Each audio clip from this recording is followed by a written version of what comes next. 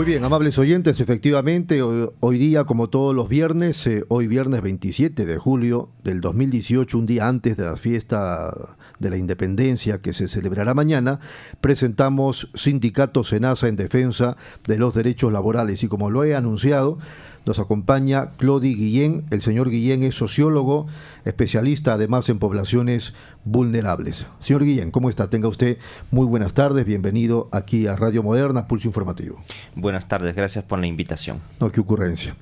En principio, una impresión suya desde el punto de vista sociológico respecto del contexto, ¿no? La situación de dificultad que estamos viviendo los peruanos.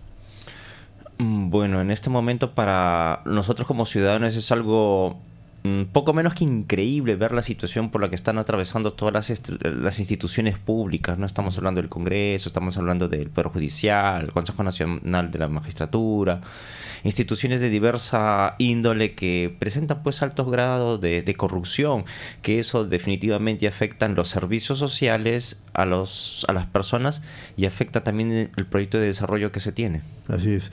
Y a partir de eso, percibe usted que la gente está enojada, molesta, indignada, o le resulta a la población, a la sociedad, indiferente todos estos temas? Bueno, en realidad existe indignación en la sociedad, ¿no? Si no, no estuvieran apareciendo estos movimientos que están gestionando movilizaciones, intentos de protestas, exigiendo salidas del fiscal, por ejemplo. Claro, y hoy día hay una segunda movilización, me parece, en la Plaza San Claro, Martín. se ha convocado a las 5 de la tarde una movilización donde organizaciones y personas naturales se van a congregar solicitando pues la salida de todos. Claro, lo que pasa, señor Guillén, que de repente yo soy muy exigente, porque cuando planteo estos temas, traigo al recuerdo reciente lo que ha pasado en países de nuestra región, donde cuando la gente ve situaciones como esa, si no usted me corregirá, sí salen a protestar y la protesta sí tiene resultados. Entonces, creo que alguna vez lo hemos conversado con usted, lo que ha pasado en Brasil, lo que ha pasado en Argentina, lo que ha pasado en Ecuador, donde el status quo se ha cambiado casi de la noche a la mañana por la presencia de la gente en las calles.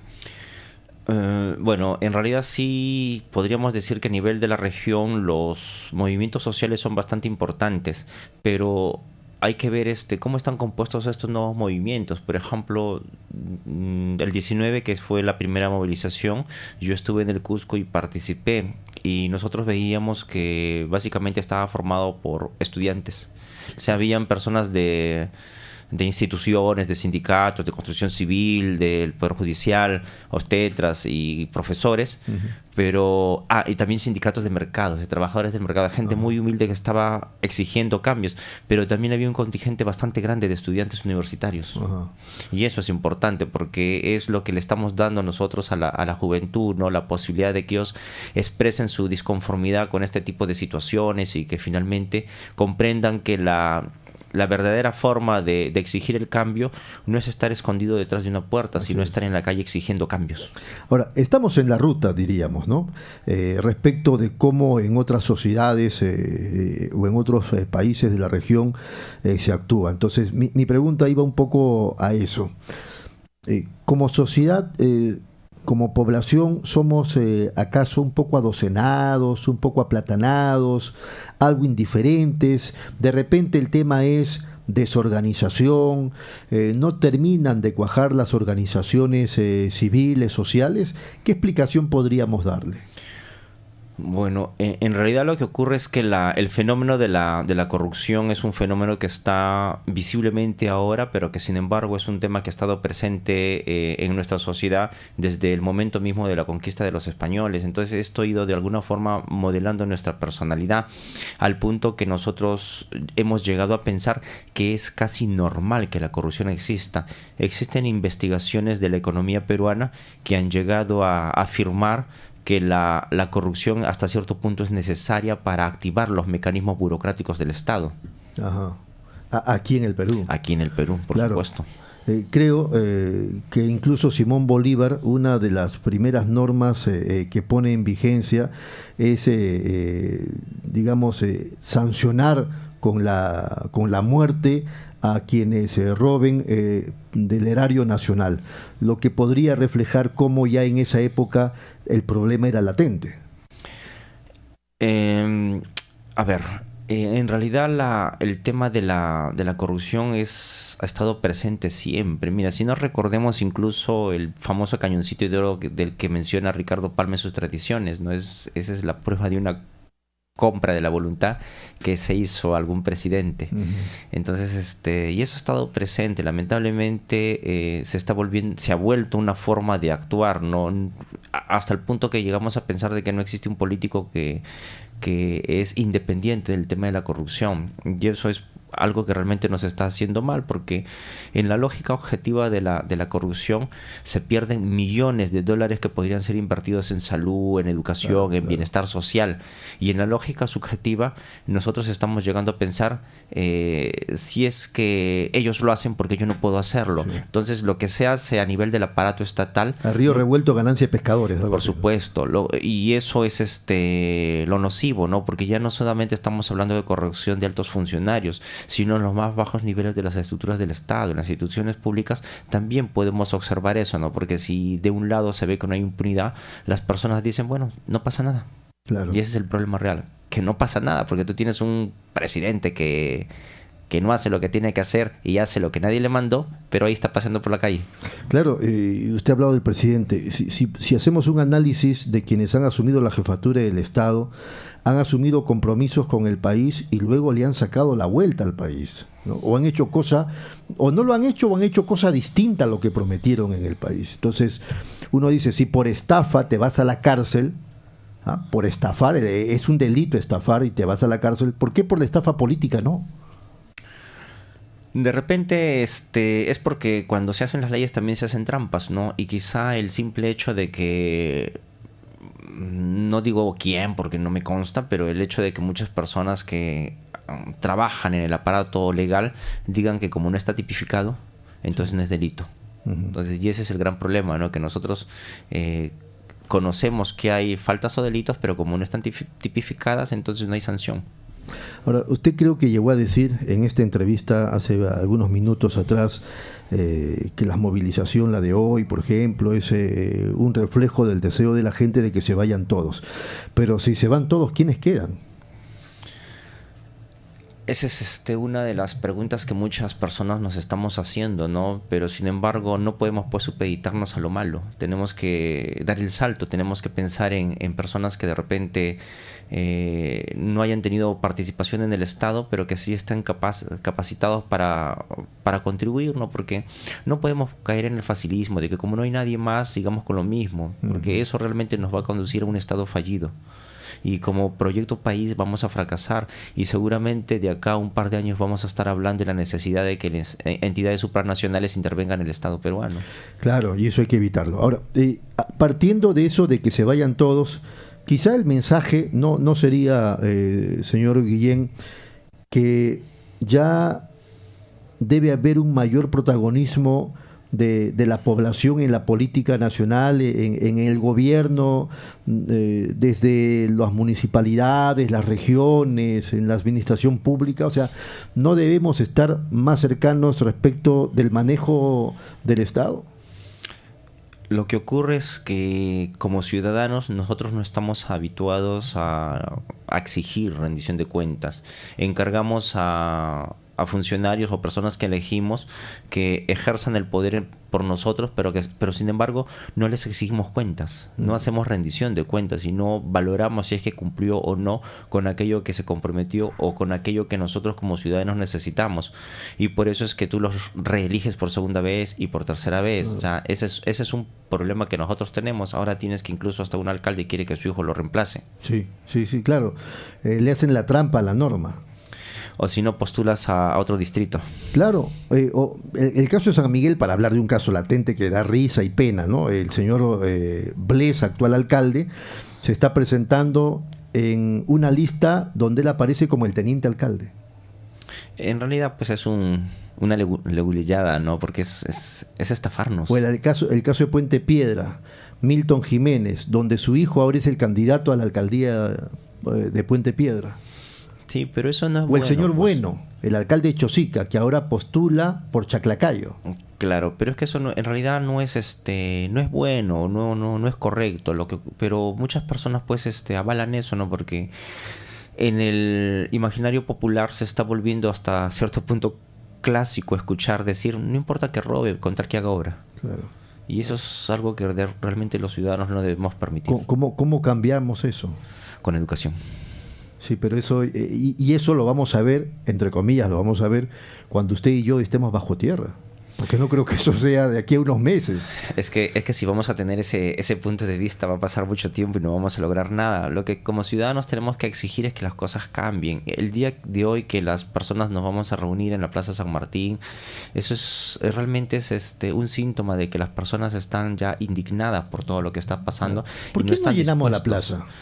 ¿Por qué? Porque sociológicamente se piensa en aquello que se llamó la generación X, ¿no? Es una generación que de repente es muy cercana a la nuestra, pero que no está interesada por el tema político, ¿no? Sino solamente por sobrevivir. Y eso ha hecho pues que se desestabilicen los sindicatos, ha hecho que se desestabilicen las estructuras formales que existían para exigir cumplimiento de derechos. Nos piden una pausa, señor Guillén, así que regresamos en unos momentos para seguir aquí en Sindicato Senasa en defensa de los derechos laborales. Estamos conversando con el sociólogo Clody Guillén.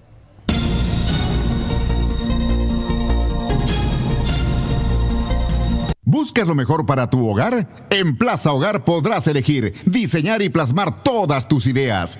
Todo lo que soñaste está en Plaza Hogar. Diseños exclusivos y precios sin competencia. Cómprale al Perú. Ven a Plaza Hogar. La emoción de encontrar lo mejor para tu hogar. Avenida Angamos, 1551 Surquillo. Palabra de Maestro, revista de educación y cultura de derrama magisterial, cumple 20 años. Actualización pedagógica, educación, cultura y servicios para la docencia y el desarrollo del país. Fuente de consulta académica. Entrega gratuita en las oficinas de derrama magisterial a docentes asociados. Pídela. Viene con CD. Homenaje al maestro. Revista Palabra de Maestro. Desde hace 20 años, los que educan nos leen.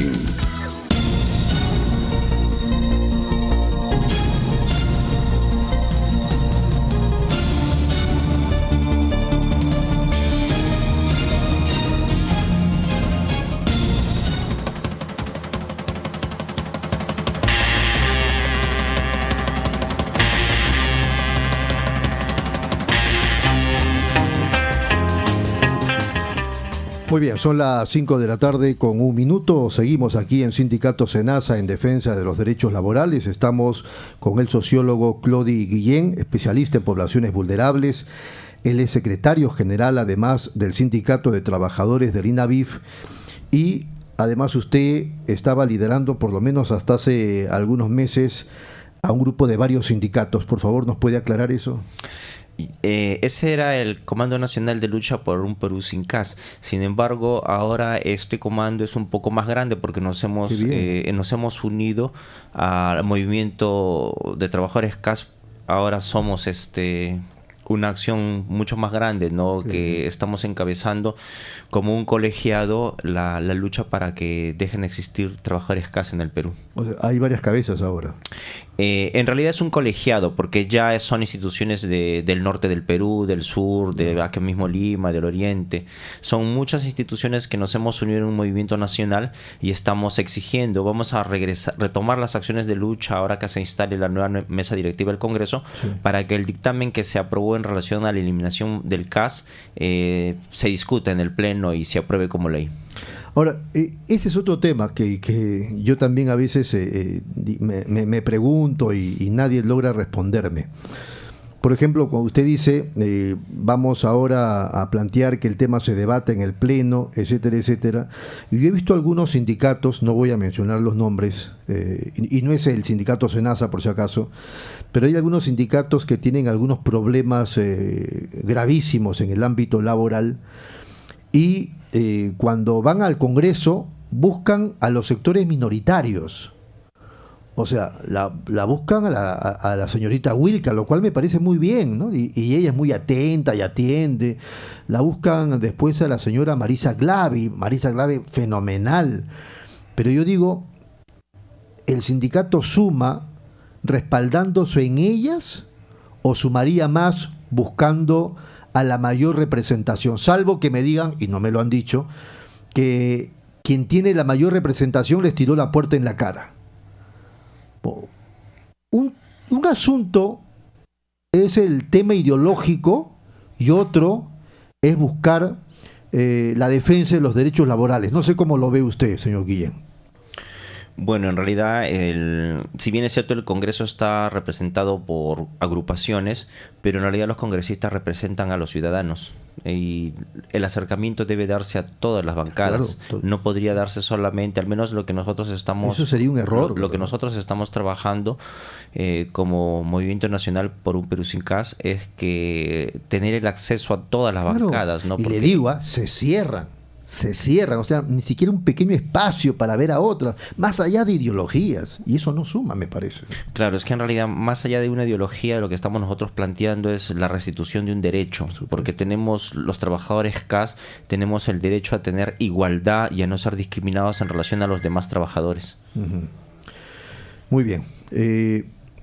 Ya hemos hablado de la indignación de la sociedad ante casos de corrupción. Había otro tema que habíamos contado a los oyentes que íbamos a tratar, que es los valores que deben mantener las organizaciones sindicales ante situaciones adversas. Usted, como secretario general del Sindicato de Trabajadores del INAVIF, ¿cómo ve este aspecto de las organizaciones sindicales en situaciones difíciles? Bueno, en realidad ha habido todo un repliegue del movimiento sindical en el Perú, ¿no? Los 90, 2000 han golpeado mucho a las organizaciones sindicales. Y además hay algunas responsabilidades, ¿no? Definitivamente algunas responsabilidades, ¿no? Pero más allá de eso es que en este momento no todos los trabajadores de las instituciones públicas o privadas están sindicalizados y eso le está restando fuerza al movimiento sindical. Pero no es solamente por una cuestión de temor, es sobre todo porque muchas entidades desalientan la sindicalización. Ahora, desalientan es una bonita palabra, porque en otras, y yo he escuchado algunos testimonios, los amenazan. Claro, en realidad es que ese el concepto general es que desalientan la sindicalización, pero en realidad hay una práctica antisindical que tiene que ver con la amenaza. O si no te crean otro sindicato. O si no crean otro sindicato, ¿no? Un sindicato paralelo. Pero más allá de eso, la preocupación es el despido, ¿no? Las personas, los CAS, por ejemplo, su contrato es tan vulnerable que tienen temor pues de sindicalizarse porque existe la amenaza de la no renovación de un contrato que puede ser firmado por 2 o 3 meses y que la no renovación constituye pues en realidad en la práctica un despido. Claro. Y esa situación, digamos, es gravísima. O sea, ¿cómo le puedo explicar? Para hacerle la pregunta. O sea, hay muchísimos casos con ese tipo de abusos, o digamos que es un grupo reducido a nivel nacional. Bueno, a nivel nacional estamos hablando de algo así como 400.000 trabajadores CAS que existen en el Perú y no todos pues están sindicalizados, ¿no? Es una minoría los trabajadores CAS sindicalizados y de los sindicalizados todavía es una minoría lo que exige sus derechos en la calle, ¿no? Con las protestas. Un CAS tiene que ser bien valiente para sindicalizarse. Es que en realidad existe pues toda una amenaza respecto a su continuidad. Nosotros hemos tenido experiencias bastante contradictorias y nocivas al movimiento sindical. En la Universidad Tecnológica del Sur, en Villa Salvador, por ejemplo, la secretaria general es una compañera CAS que el presidente de la comisión organizadora le pasó la carta de no renovación de su contrato. Y eso es atentatorio, ¿no? Porque Lo hizo como represalia. Lo hizo como represalia y además que vulnerando los derechos laborales, ¿no? Y los pactos internacionales, porque ella es representante sindical, o sea, no debería ser despedida, sino al contrario, debería ser protegida porque está representando. Con Miriam Tamez ha pasado lo mismo. Ha pasado con Miriam Tamez igual, ¿no? Y en realidad son conductas arbitrarias y autoritarias que las instituciones públicas están asumiendo, ¿no? Sobre los cuales debería, pues, el movimiento sindical, llámese el tema de la CGTP, la CTP o centrales de ese tipo, que deberían hacer las denuncias respectivas, ¿no? Como gremios mayores a los sindicatos minoritarios o pequeños. Incluso, y me parece que es el caso de Miriam, hay resoluciones judiciales que demandan la inmediata reincorporación y se zurran en eso. Claro, existe todo una suerte de desobediencia, ¿no? Porque las personas, en realidad las personas que han llegado a las direcciones de las instituciones no valoran el tema sindical, ¿no? Y no asumen que el sindicalismo es un derecho humano, es un derecho que está planteado en la Constitución y que en esa medida viene a ser, pues, un derecho fundamental de la persona en tanto es trabajador. Bueno, la Constitución, pues, es un hazmerreír. Señor Guillén, disculpe, ¿no? Mira, puede que sí, puede que sea como usted, como dice. No es que pueda que sea. Yo le voy a poner un ejemplo. El caso, a propósito de la muerte de Marco Aurelio de Negri. Marco Aurelio siempre ha sostenido que la televisión es televisión basura, ¿no? Y lo ha demostrado a través de sus programas de televisión, o los ha sustentado, digo. Y sin embargo, la Constitución del Estado habla de cómo los medios de comunicación y la televisión particularmente deben imponer educación y cultura, pero es letra muerta. Hay muchas cosas que no se cumplen, pero no es un tema de leyes en realidad, no es un tema de constitución, es un tema de personas. O sea, a las personas no les interesa, pues, que se dimensione el bien común, sino solamente el bien individual. Y ahí es donde aparecen, pues, fenómenos como la corrupción. Nosotros le entregamos a las personas la conducción de lo que es de todos y sin embargo ellos hacen apropiaciones indebidas. Sí, y nosotros estamos mirando. Es lo peor. Lo peor de eso es que los medios de comunicación contribuyen a legitimar el hecho, ¿no? Porque muchas veces conocen y no denuncian, muchas veces conocen y venden líneas editoriales. Así es. Pero no generalicemos, y además ahora creo que la prensa está dando la hora con este asunto de los audios. Es que ya es evidente que eso está pasando, ¿no? Imagínense si no hubiera IDL no hubiera destapado esto, de repente algunos medios de comunicación que viven del aparato estatal lo hubieran encarpetado. Sí. ¿Cómo ha pasado, no? ¿Para qué negarlo? Eso ha pasado. Muchas veces la línea editorial de los medios de comunicación se ha vendido. Uh-huh. ¿Cuáles son los valores entonces que debe mantener una organización sindical ante situaciones adversas? Bueno, el primer valor de todos es la identidad con la clase trabajadora, ¿no? La solidaridad de clase. Es algo que nosotros ya hemos perdido. En los 90 y los 2000 el movimiento sindical sufrió, pues, bastante, y al punto de que casi desaparece el sindicalismo en el Perú, pero se está reconstituyendo, ¿no? Entonces la identidad que los trabajadores tenemos al propio Wilca, ¿no? O sea, hay realmente ha habido en los 90, 2000 una suerte de persecución al sindicalismo, ¿no? Y una asociación a los sindicalistas con el movimiento terrorista, que son cosas absolutamente diferentes, porque con estrategias diferentes el sindicalismo lo que busca es la restitución de los derechos de los trabajadores, claro, y que estos derechos no sean pisoteados por personas que muchas veces también han sido sindicalistas. O sea, el ejemplo del Banco de la Nación, del Seguro, claro, y de muchos sitios, ¿no? Han sido sindicalistas, pero cuando llegan a ser funcionarios se olvidan, ¿no? Entonces es como decía en algún momento mi abuelo, ¿no? Que el enemigo del cholo es el propio cholo. Y eso es lo peor, ¿no? Porque es nuestro compañero de trabajo, pero llega a ser jefe y finalmente, pues, es el más maltratador que todos. La solidaridad es otro valor que estamos perdiendo, porque imagínate nuestra capacidad de indignación frente a lo que le ocurrió a Miriam, a lo que le ocurrió a Carola Roldán y a muchos otros dirigentes. Ha habido un silencio cómplice, ¿no? Sí. Parte de las organizaciones sindicales. Ha habido intentos de organizarnos, pero no todos los dirigentes están en sintonía con eso, porque algunos piensan que no les va a pasar. Claro. Y cuando les pasa ya va a ser demasiado tarde. Claro, es como decía Bertolt Brecht en uno de sus poemas inmortales, ¿no? Se lo llevan porque es niño, yo no soy niño, no me importa. Se lo llevan porque es religioso, yo no soy religioso, no me importa. Se lo llevaron porque era sindicalista, como yo no soy sindicalista, no me importa. Pero ahora me llevan a mí. Y a nadie le importa. Terrible, ¿no? Terrible. Bueno, entonces ya usted ha mencionado dos valores que son fundamentales. Son universales, en realidad. El sindicalismo no es ajeno a la solidaridad interna y externa. ¿Qué pasó, a propósito de esos valores, qué pasó con las centrales sindicales? Ya no estoy hablando de los 90, estoy hablando de estos últimos 20 años. ¿Qué ha ocurrido con las centrales, con la CTP de vínculo apriista, con la Confederación General de Trabajadores del Perú? ¿Qué ocurrió? Bueno, la historia de los movimientos laborales y sindicales en el Perú muestran pues que no se ha podido unificar un solo movimiento sindical en el Perú. No ha habido una unidad de clase al respecto, ¿no? Las posiciones políticas han sido bastante fuertes, que han hecho que el movimiento se polarice, ¿no? Uno con una propuesta y el otro con la contrapropuesta, y así han estado circulando, ¿no? Y lamentablemente pues no ha habido un reciclaje de los actores sociales que se han incorporado en las dirigencias, ¿no? Tú tienes uno que se reelige, sí, se vuelve a reelegir. Se eterniza en el cargo. Se eterniza, o si no cambia de puesto, pero siempre siguen siendo los mismos. Claro. Ahora, quizá, aparte del tema político, también ya el interés personal o de grupo, ¿no? No me consta, pero me han dicho que algunas de estas centrales sindicales se acuestan con el gobierno de turno. Y así no se hace patria, así no se hace sindicalismo. Bueno, recordarás tú que en la época del gobierno de Ollantumala las centrales sindicales pues no fueron contrarias, sino más bien bastante pasivas en las políticas que se venían haciendo, ¿no? Incluso hasta el punto de hacer alianzas. Así es.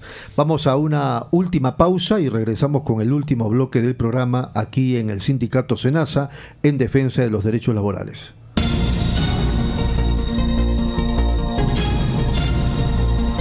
¿Buscas lo mejor para tu hogar? En Plaza Hogar podrás elegir, diseñar y plasmar todas tus ideas. Todo lo que soñaste está en Plaza Hogar. Diseños exclusivos y precios sin competencia. Cómprale al Perú. Ven a Plaza Hogar. La emoción de encontrar lo mejor para tu hogar. Avenida Angamos, 1551 Surquillo. Palabra de Maestro, revista de educación y cultura de derrama magisterial, cumple 20 años. Actualización pedagógica, educación, cultura y servicios para la docencia y el desarrollo del país. Fuente de consulta académica. Entrega gratuita en las oficinas de derrama magisterial a docentes asociados. Pídela. Viene con CD. Homenaje al maestro. Revista Palabra de Maestro. Desde hace 20 años, los que educan nos leen.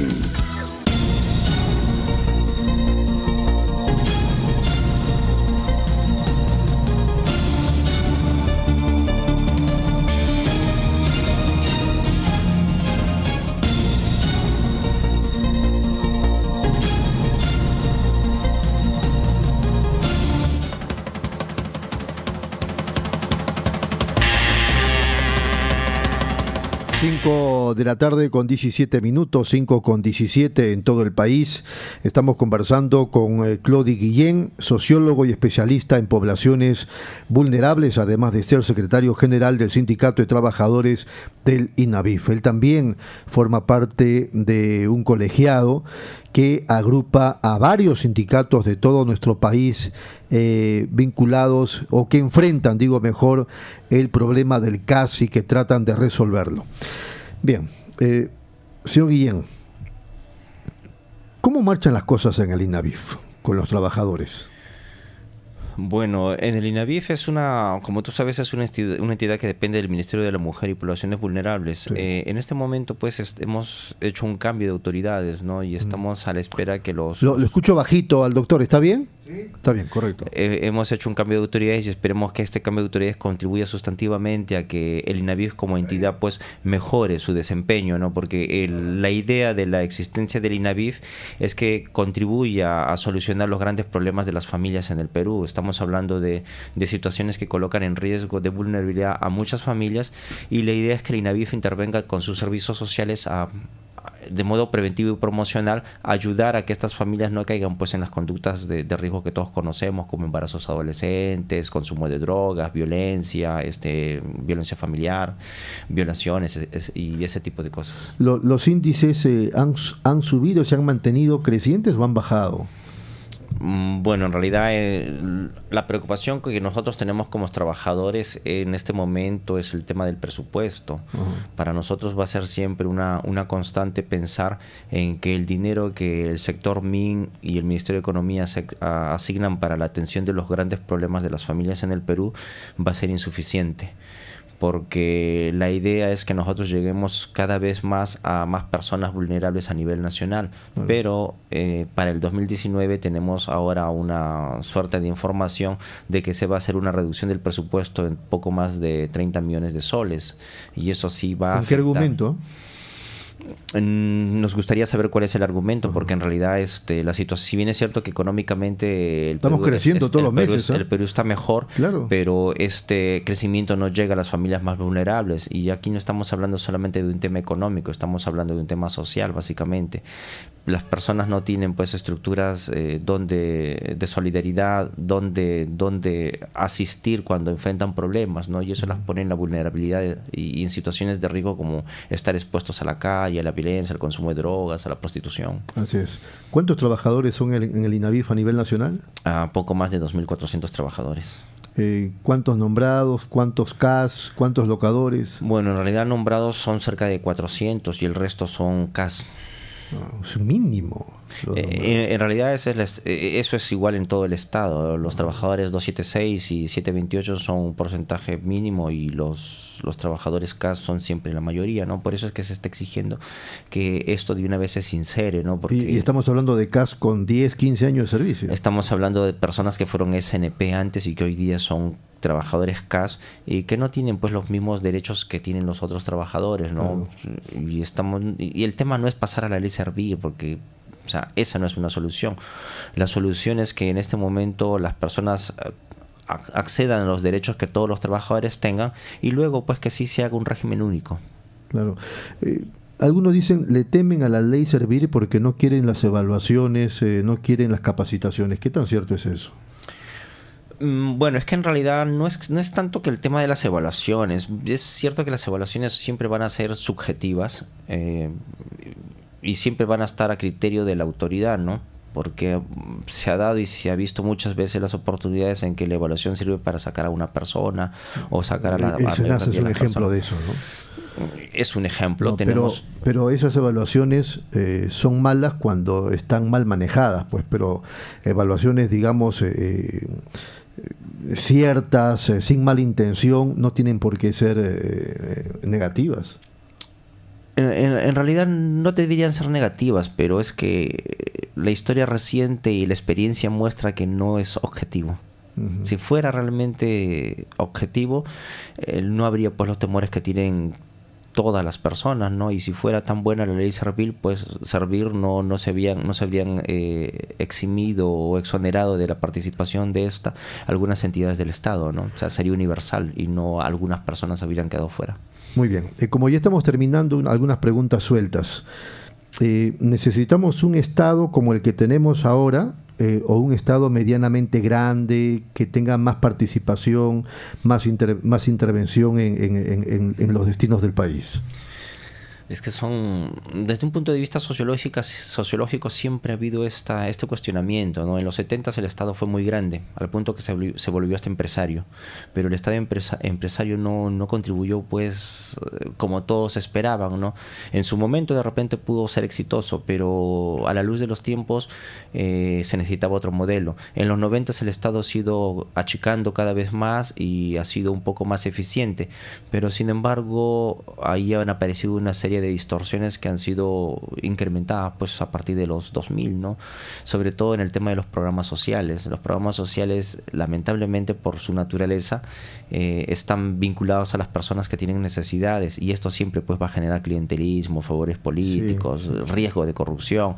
Entonces de lo que se trata es de dotar a las personas correctas para los puestos correctos, gente que haya tenido pues experiencia en el Estado y sea proba, que no hayan sombras. No poner al amigote, ¿no? A la amiga, al amigo, Sí, pues al es primo, que, al sobrino. es que en realidad debería ser así, ¿no? Porque eso, aun cuando no quisiera pensarse, también es una forma de corrupción, ¿no? Porque no podría darse el caso de que, porque es mi pariente y lo pongo pues a trabajar en un programa social sin experiencia previa y luego se ve todo lo que se está viendo, ¿no? Imagínate, por ejemplo, no sé, Caliwarma, Cunamá, servicios en donde lamentablemente pues el hecho de que sean técnicos y luego ingresen personas que no tienen la expertise suficiente, hace que estos programas vengan pues abajo en su calidad.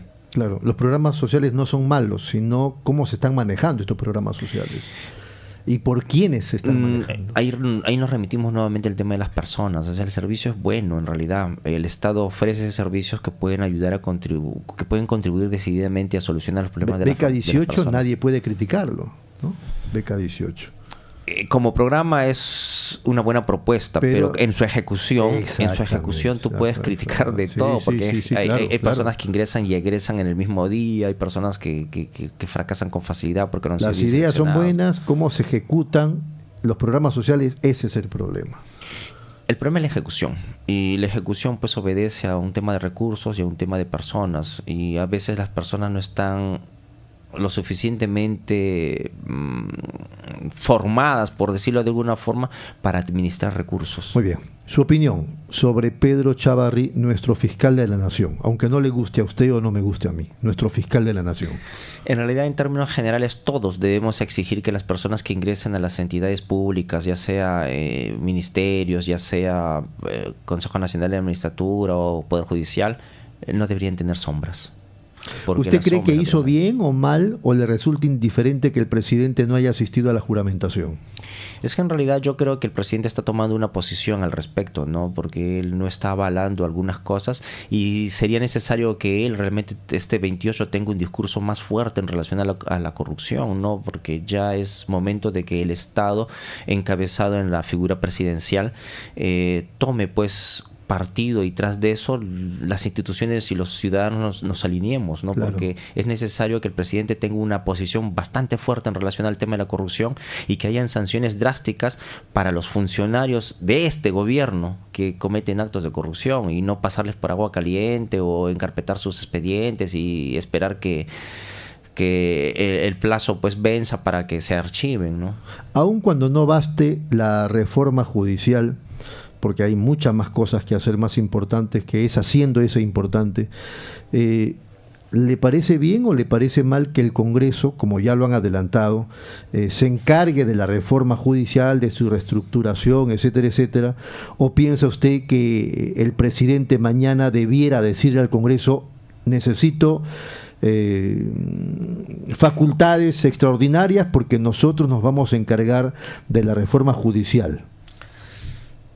En realidad no es que esté bien ni mal, sino que lo que debería seguirse son los causas que están normados, ¿no? Si la Constitución lo manda así, así debería hacerse. Si la Constitución propone otra fórmula, debería seguirse la fórmula que en su momento el decisor considere que es lo correcto, ¿no? Particularmente yo considero que el presidente debería tener una posición más fuerte, ¿no? Y yo no creo, particularmente yo no creo que el ciudadano de a pie se oponga si es que el presidente decidiera cerrar el Congreso, pues, ¿no?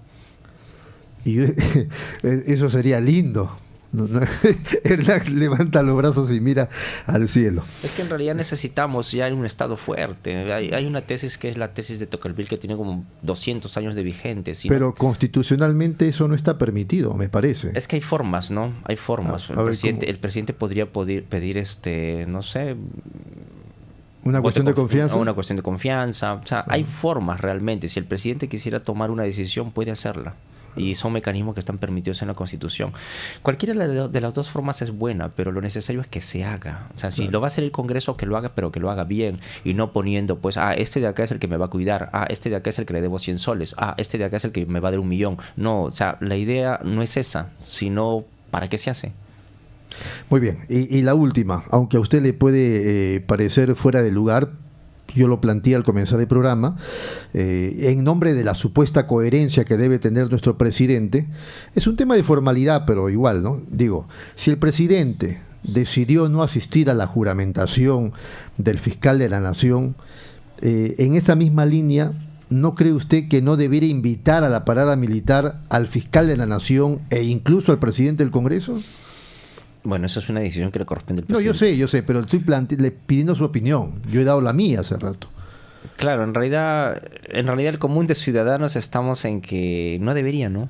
Claro. O sea, si usted pregunta en la calle, si tú preguntas en la calle te vas a dar cuenta que estamos las personas pidiendo que el fiscal salga.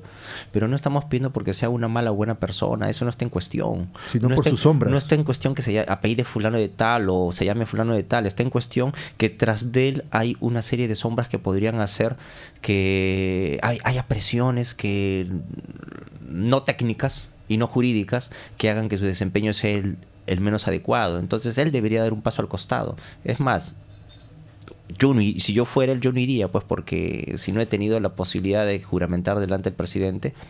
Claro, no fue, yo tampoco iría a la parada, ¿no? Y seguramente que va a estar plantado ese día ahí. Pero Muy es bien. un tema de conciencia, pues es un Sí. tema de ética, de moral, de como querramos verlo, ¿no? ¿No? Que ha comprobado además que no la tiene porque está probada las mentiras que él ha lanzado. Los audios lo han desmentido grandemente. Por eso ha salido un fiscal a decir, pero por mentir no hay destitución del fiscal. Y es un tema de conciencia. Señor Guillén, ha sido muy amable. Muchas gracias. Hay mucho por hacer todavía en el país. En realidad sí, se empieza todos los días y se hace bastante con este tipo de debates, ¿no? Porque hay que Claro. generar un debate. Seguramente estos movimientos que se están gestando permitirán pues la aparición de nuevos liderazgos. Así es. Y esos nuevos liderazgos pues deberían, aun cuando no quieran, deberían ingresar pues a la actividad política, porque la política no es mala. Lo es malo es cómo se desempeña. Por supuesto. Ha sido muy amable. Muchas gracias. Gracias por la invitación.